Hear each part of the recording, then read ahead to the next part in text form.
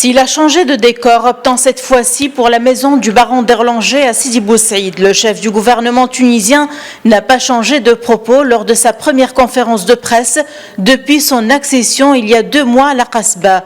C'était un point de révélation et l'occasion pour lui de revenir sur la brûlante et infernale question du déficit budgétaire de 14% pour l'année 2020.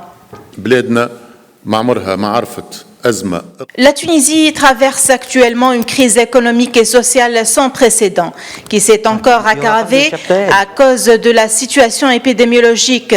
L'impact de la crise Covid-19 était très important. Le manque en recettes financières avait atteint les 7 milliards de dinars, sans parler des 2 milliards dépensés durant la crise.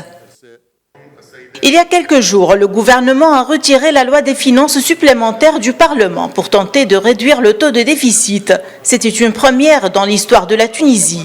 Hicham Mechichi a déclaré que le gouvernement ne pourra le réduire que de 2 points. La Banque centrale aura un rôle positif dans le financement de ce déficit. Donc, j'appelle la direction de la banque à intervenir pour financer le déficit budgétaire pour l'année 2020 et qui ne dépassera pas les 3 milliards de dinars.